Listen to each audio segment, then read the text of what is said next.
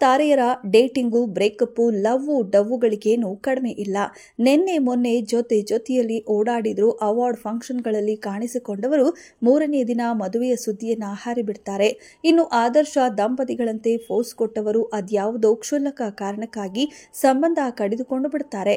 ಇವೆಲ್ಲವೂ ಸೆಲೆಬ್ರಿಟಿಗಳ ಪರ್ಸನಲ್ ಜೀವನದಲ್ಲಿ ಕಾಮನ್ ಆಗ್ಬಿಟ್ಟಿದೆ. ಇದಕ್ಕೆ ಚಂದನ್ ಶೆಟ್ಟಿ ಮತ್ತು ನಿವೇದಿತಾ ಗೌಡ ಸದ್ಯದ ತಾಜಾ ಉದಾಹರಣೆ. ಹೌದು, ಹೆಚ್ಚು ಕಡಿಮೆ 5 ವರ್ಷದ ಹಿಂದೆ ಸರ್ಕಾರಿ ಪ್ರಾಯೋಜಿತ ವೇದಿಕೆ ಮೈಸೂರಿನ ಯುವ ದಸರಾದಲ್ಲಿ ಅತ್ಯಂತ ಹುರುಪಿನಿಂದ ನಿವೇದಿತಾ ಎದುರು ಮಂಡಿಯೂರಿ ಪ್ರೇಮ ನಿವೇದನೆ ಮಾಡಿಕೊಂಡಿದ್ದ ಚಂದನ್ ಶೆಟ್ಟಿ ಆನಂತರ ತಮ್ಮ ಕನಸಿನ ಕನ್ಯೆ ನಿವೇದಿತಾ ಅವರ ಜೊತೆ ಫೆಬ್ರವರಿ 26, 2020ರಲ್ಲಿ ಮದುವೆಯಾದರು. ಸಂಭ್ರಮ ಸಡಗರದಿಂದ ತಮ್ಮ ಮನದ ಮಾತನ್ನ ಹಂಚಿಕೊಂಡಿದ್ರು. ಮದುವೆ ಆಗಿದ್ದು ನನ್ನ ಜೀವನದಲ್ಲೇ ಸಂತಸದ ದಿನ. ನಾನು ಇಷ್ಟಪಟ್ಟ ಹುಡುಗನ ಜೊತೆ ಮದುವೆ ಆಗಿದ್ದೇನೆ. ಇದು ತುಂಬಾ ಖುಷಿ ಕೊಟ್ಟಿದೆ ಎಂದಿದ್ದ ನಿವೇದಿತಾ, ಆನಂತರ ನನ್ನ ಕನಸು ನನಸಾಗಿದೆ. ಸಣ್ಣ ಸಣ್ಣ ವಿಷಯಗಳು ನನಗೆ ತುಂಬಾ ದೊಡ್ಡದು. ಜೀವನ ಪೂರ್ತಿ ಹೀಗೆ ಇರುತ್ತೇವೆ ಎಂಬ ವಿಶ್ವಾಸವನ್ನು ಕೂಡ ನಿವೇದಿತಾ ಗೌಡ ವ್ಯಕ್ತಪಡಿಸಿದ್ರು. ಆದರೆ ಈಗ ಮದುವೆಯಾಗಿ 4 ವರ್ಷಕ್ಕೆ ದಾಂಪತ್ಯ ಮುರಿದು ಬಿದ್ದಿದೆ. ನಾನೊಂದು ತೀರ ನೀನೊಂದು ತೀರ, ಮನಸ್ಸು ದೂರ, ಪ್ರೀತಿ ಹೃದಯ ಭಾರ ಎಂಬ ಹಾಡು ಹಿನ್ನೆಲೆಯಲ್ಲಿ ಕೇಳಿ ಬರುತ್ತಿದೆ. ಇವರಿಬ್ಬರ ವಿಚ್ಛೇದನವನ್ನ ಮೊದಲೇ ಊಹಿಸಿದಂತೆ ಸಾಮಾಜಿಕ ಜಾಲತಾಣದಲ್ಲಿ ಒಂದು ವರ್ಗ ತುಂಬಾ ಗಂಭೀರವಾಗಿ ಚರ್ಚೆಯನ್ನು ಕೂಡ ಮಾಡುತ್ತಿದೆ. ನಿವೇದಿತಾ ಗೌಡ ಅವರಿಗೆ ರೀಲ್ಸ್ ಮೇಲಿರುವ ವ್ಯಾಮೋಹವೇ ಸಂಸಾರ ಮುರಿದು ಬೀಳಲು ಪ್ರಮುಖ ಕಾರಣ ಎಂಬ ಅಭಿಪ್ರಾಯವನ್ನ ವ್ಯಕ್ತಪಡಿಸುತ್ತಿದೆ.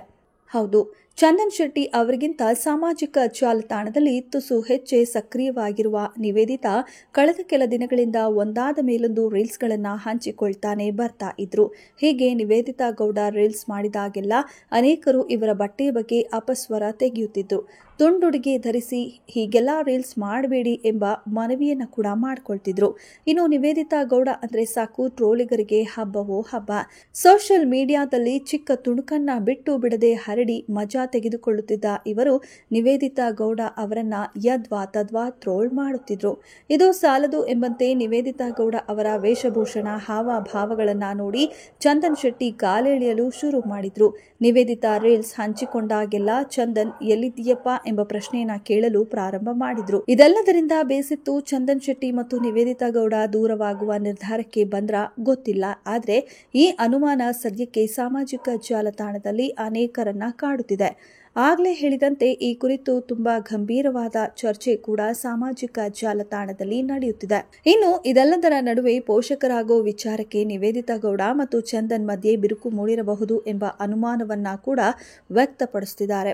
ನಿಜಕ್ಕೂ ಸಾಮಾಜಿಕ ಜಾಲತಾಣದಲ್ಲಿ ಅವರು ಯಾರು ಎಂದು ಗೊತ್ತಿರದ, ಮುಂದೆಯೂ ಕೂಡ ಗೊತ್ತಾಗದ ಮತ್ತು ನಮ್ಮ ಸುತ್ತಮುತ್ತ ಕುಂತ್ರು ನಿಂತ್ರು ತಪ್ಪೆನ್ನುವ ಆ 4 ಜನರ ಮಾತು ಕೇಳಿ ನಿವೇದಿತಾ ಗೌಡ ಅವರಿಗೆ ಚಂದನ್ ಶೆಟ್ಟಿ ವಿಚ್ಛೇದನ ನೀಡಿದ್ರ ಗೊತ್ತಿಲ್ಲ.